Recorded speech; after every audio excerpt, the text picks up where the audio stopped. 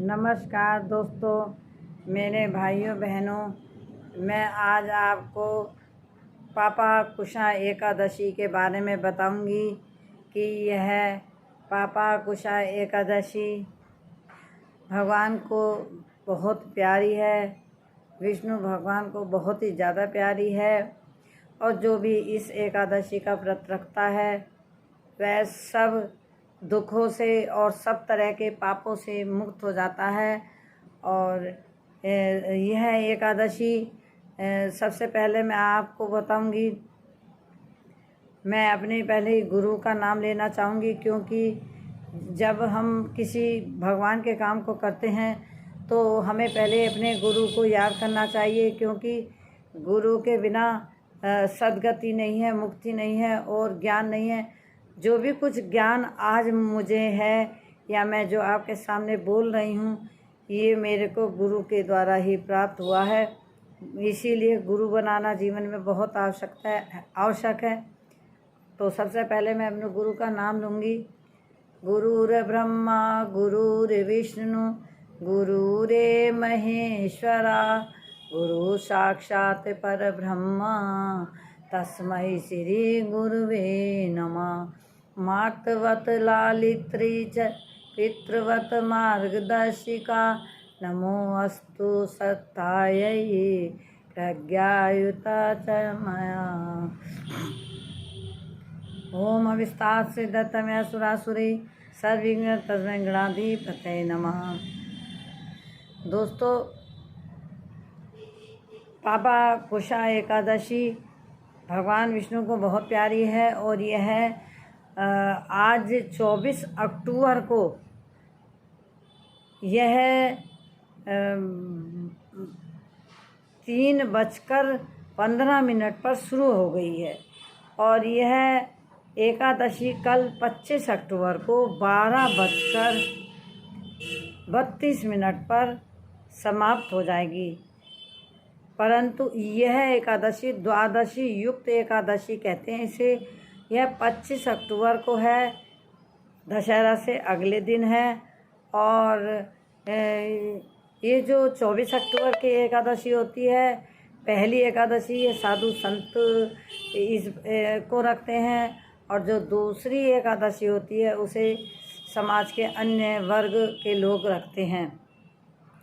तो और इस एकादशी को पापा कुशा एकादशी कहते हैं और इसको रखने वाला, पापा कुशा नाम है इसका, इसको रखने वाला हर पापों से मुक्त हो जाता है। इसलिए हमें यह एकादशी ज़रूर रखनी चाहिए। और इसमें सबसे पहले सवेरे उठ कर के आप नहाएं धोएं और अच्छे वस्त्र पहने और भगवान को पंचामृत से नहलाएं, भगवान के पीला तिलक लगाएं, केसर युक्त जिसे कहते हैं वो तिलक, खुशबू वाला तिलक लगाना चाहिए पीले रंग का। भगवान को वह बहुत प्रिय है। और हमें इत्र भी भगवान के कपड़ों पे लगाना चाहिए, भगवान को अच्छे कपड़े पहनाने चाहिए। सभी भगवान के कपड़ों को अच्छे कपड़े पहनाने चाहिए और सभी अलमारी साफ़ करके सबसे पहले सवेरे ही उठ करके नहा स्नान इत्यादि करके तब पूजा पाठ में बैठना चाहिए। और मेरी बहनों और भाइयों, जो भी आप व्रत रखते हैं, मेरी उनसे सबसे यही विनती है कि आप दशमी के दिन शाम को खाना जल्दी खा करके रात में खाना ना खाएं तो ज़्यादा अच्छा है, देर से खाना ना खाएं। और लहसुन, प्याज, अदरक, मसूर की दाल इत्यादि का सेवन बिल्कुल ना करें और चावल इत्यादि का सेवन शाम को ना करें, क्योंकि वह पेट में ही रहता है और वह व्रत को खंडित करता है। वह शुद्ध, वो पेट में ही रहता है वो सब भोजन, इसलिए वो व्रत का जो अंश है हमें मिलना चाहिए वो हमें नहीं मिल सकता। कोशिश करें कि हम ना खाएं और भूल चूक से खा लें तो वो भगवान उसे माफ़ कर देते हैं। और फिर आप अगले दिन रात भर सारे दिन सुबह उठ के पूजा पाठ वगैरह करके नहा धो करके फिर आप चाय के साथ कोई मेवा वगैरह का नाश्ता ले सकते हैं और कोई फल भी खा सकते हैं। और शाम को आप कोटू का आटा या सेंधा नमक की बनी हुई चीज़ भी आप खा सकते हैं और उससे अपना व्रत खोल सकते हैं। और रात में आप ज़मीन में सोएं और ज़मीन में ही रात में जागरण करें और भगवान का स्मरण चिंतन करें ताकि आपको उसका फल मिले। सो जाने से फल नहीं मिलता है, जगने से इंसान का ध्यान भगवान की तरफ ही रहता है। तो आपको स्मरण चिंतन करना चाहिए। और इसका पारण 26 अक्टूबर बृहस्पतिवार के दिन 6:27 से 8:27 पे इसका पारण आपको कर लेना चाहिए। बहनों, मैं आपको बताना चाहती हूँ कि जितना हमारा व्रत रखने का महत्व होता है उतना ही हमारा व्रत रखने का जितना व्रत रखने का महत्व होता है उतना ही हमारा पारण करने का होता की मतलब कीमत होती है, वक्त होता है। हमें समय से ही पारण करना चाहिए। व्रत रखने पे जो हमें पुण्य मिलता है वह पुण्य हमें समय से पारण करने पे ही मिलता है, क्योंकि उसके बाद दूसरी तिथि लग जाती है। और अब की बार बृहस्पतिवार आ रहा है, द्वितीया तिथि में बृहस्पति आ रहा है, फिर द्वितीया तिथि समाप्त होगी, अभी बृहस्पतिवार आ रहा है। उस बृहस्पतिवार में आप लोगों का किसी का अगर व्रत होगा तो आप पारण के समय फल खा सकते हैं। फल खा के आप अपना पारण कर लें और बृहस्पति का व्रत भी आप अपना रख सकते हैं। व्रत को बहुत कायदे से और विश्वास से रखना चाहिए। यदि हम एकादशी का व्रत अपने मन में श्रद्धा और भाव से रखते हैं और यदि हम ये सोच भी लेते हैं, नहीं भी रखा जाता, और अगर हम ये सोच लेते हैं कि हम व्रत रखेंगे तो भगवान उसमें भी बहुत खुश होते हैं, ताकि भगवान को एक एक पल का पता होता है कि हमारे मन में क्या चल रहा है। हम रखना चाहते हैं और रख नहीं सकते, रख नहीं पाते, वो भी भगवान को सब पता होता है। लेकिन कोशिश हमें करनी चाहिए और सादा नमक हमें नहीं खाना चाहिए। फटे कपड़े भगवान के व्रत में फटे कपड़े नहीं पहनने चाहिए। नहीं है तो मजबूरी है, लेकिन अगर हैं तो फटे कपड़े नहीं पहनने चाहिए। और मेरे कहने के अनुसार अगर आप पीले कपड़े पहनकर भगवान का पूजन करते हैं, भगवान को पीले फूल अर्पण करते हैं तो बहुत ही अच्छा है। मैंने आज एक वीडियो देखी थी, उसमें एक कमेंट्स पढ़ा था, उसमें लिखा था कि संकल्प कैसे करें।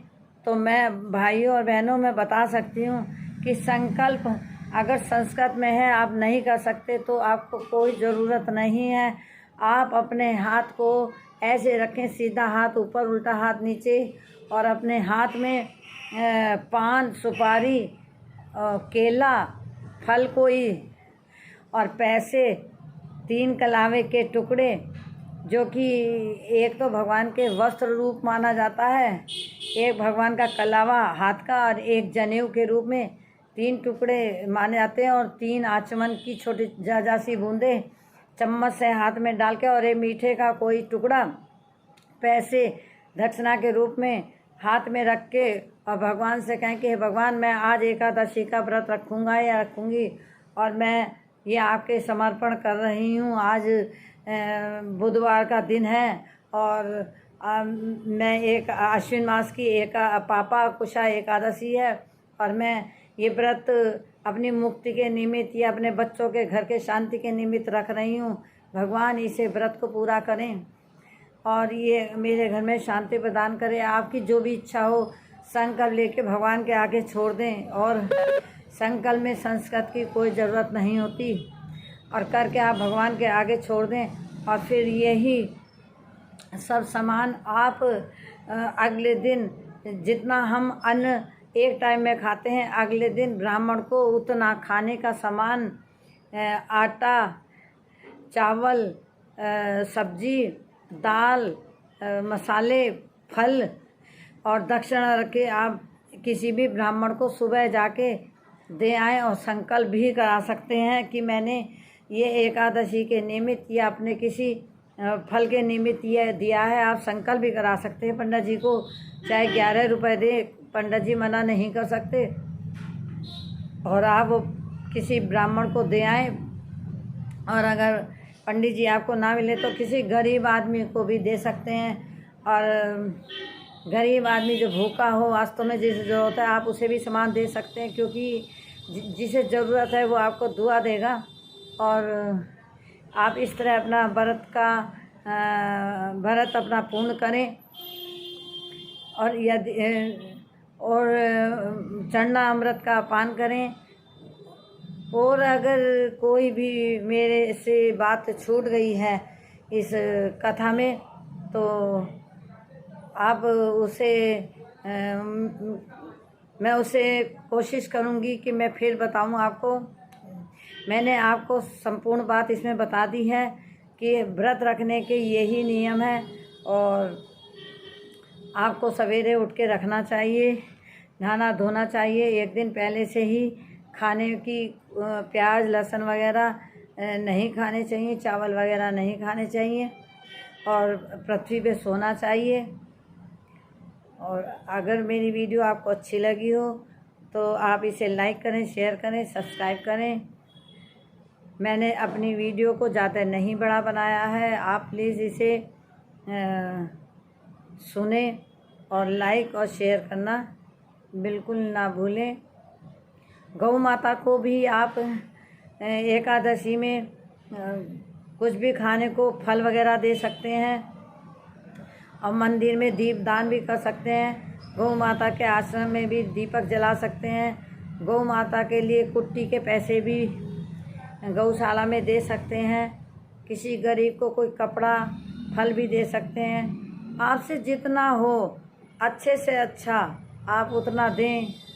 और व्रत में झूठ ना बोलें, व्रत में गुस्सा ना करें, व्रत में किसी को सताएं ना, गाली ना दें। इससे हमारा व्रत खंडित होता है। कोशिश करें कि गाली ना दें और ना ही आप गुस्सा करें। और अगर कुछ भी रह गया हो उसे माफ़ करना। Thank you so much. मेरी वीडियो को लाइक करें, शेयर करें, सब्सक्राइब करना बिल्कुल ना भूलें। धन्यवाद।